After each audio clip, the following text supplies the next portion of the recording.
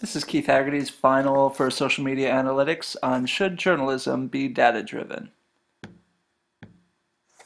There was a time when the media industry served as the first source of news and information, with the printing press paving the way for the masses to gain insight as to what recently happened the day or night before.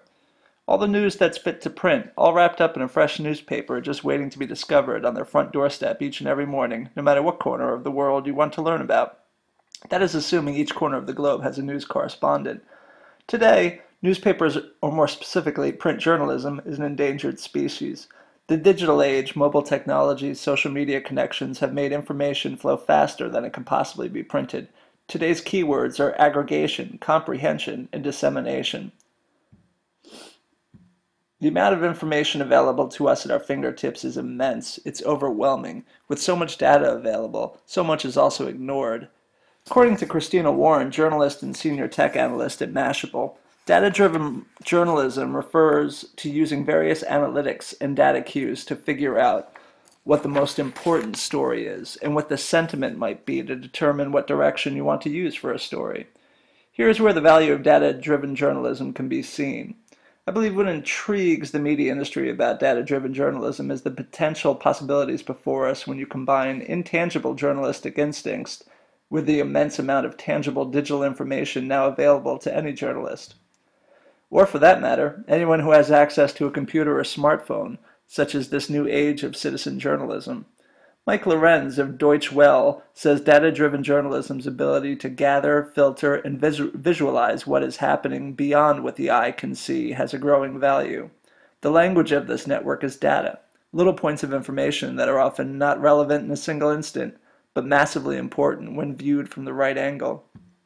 Data-driven journalism is shifting the focus of the average reporter from being the first one on the scene, chronicling the event or story as it's happening, to now bringing meaning or clearer context as to what and why certain developments are occurring. Becoming knowledgeable in searching, cleaning, and visualizing data is transformative for the profession of information gathering, according to Lorenz. Journalists who master this, he says, will experience that building articles on facts and insight is a relief. Less guessing, less looking for quotes. Like any industry, journalism is an ever-evolving profession, where once a solid news reporter would stomp the beat trying to uncover hidden sources of information. Today, it's much more about the act of comprehending and processing an abundance of information and data. According to Philip Meyer, professor emeritus at University of North Carolina at Chapel Hill, we process information at two levels. The first being analysis to help bring sense and structure out of the never-ending flow of data, and the second being presentation to get what's important and relevant into the consumer's head. Like science, according to Meyer, data journalism discloses its methods and presents its findings in a way that can be verified and replicated. Data-driven journalism can help a journalist tell a complex story through engaging infographics, which is combining a plethora of informative text with eye-catching, attractive graphical elements. Infographics, however, are not a particularly new concept. One of the earliest documented examples in Western civilization of journalism utilizing a form of infographics or data-driven journalism dates back to 1858.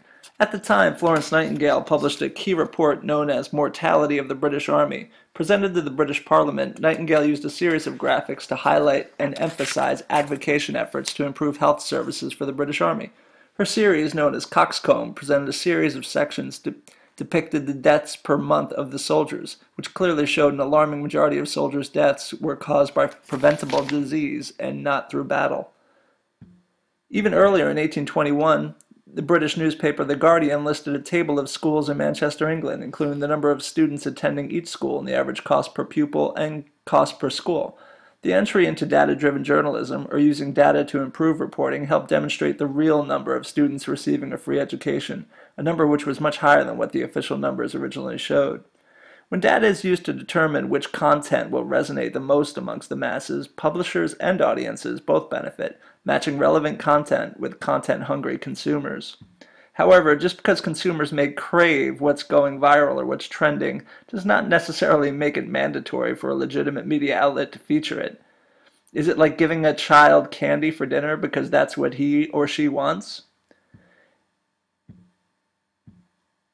If data and social media tracking numbers become the be-all, end-all of news reporting, we suddenly enter a dicey area, where we now see Justin Bieber, Kim Kardashian, or Miley Cyrus's latest PR stunt becoming headline news, while debates over increasing the minimum wage or what to do with war-torn Ukraine are all but potential afterthoughts.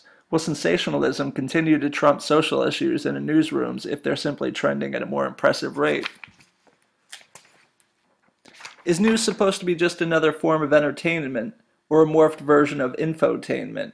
Or is it supposed to show us unsettling information?